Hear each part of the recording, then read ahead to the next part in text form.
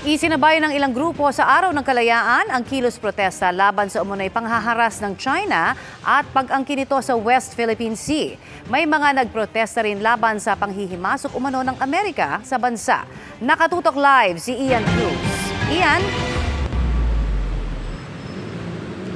Connie, sa mga sandaling ito ay mabigat ang daloy ng trapiko. Ito sa northbound ng Ross Boulevard dahil sa iba't iba aktibidad kaugnay nga ng Independence Day kung saan nagkaroon nga ng kilos protesta malapit sa US Embassy dito sa Ross Boulevard kanina. Meron ding kilos protesta sa Chinese Consulate sa Makati kanina rin. Atin ang Pinas! Kailan layas! Atin ang Pinas! Kailan layas!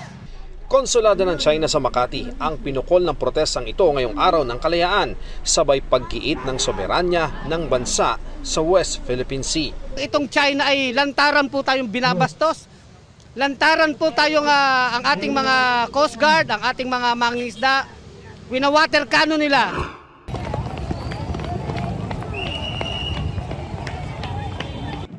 Ang US Embassy rin tinangkang sugurin ng hiwalay na mga grupo sa Maynila. Pero sinalubong na sila ng mga pulis sa Museyong Pambata. Habang ang mga bumbero naglabas na ng hose ng tubig. Ilang kabataan pa ang humabol sa mga nagtipon nilang kasama. Dumaan sa Center Island kaya di napigil ng mga pulis. Tulad ng isang ito na hinawakan ng isang pulis pero nakahulagpos.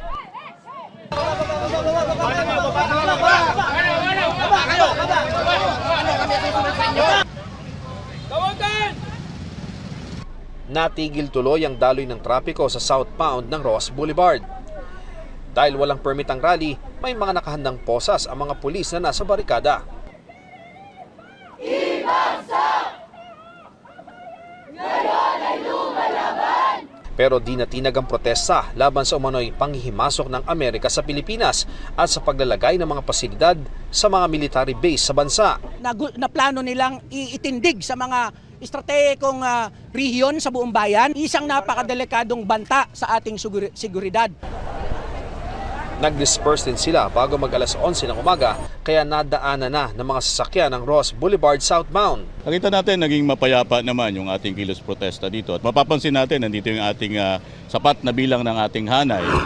Ngayong hapon, habang nakaharap sa Manila Bay, ipinagdasal ng mga pari, madre at mga parishioners ng Maynila ang kapayapaan sa bansa, pati na sa ating mga dagat lalo na sa West Philippine Sea. Nagprosesyon sila mula sa Baywalk pa Ross Boulevard at matatapos sa Malate Church para sa isang misa.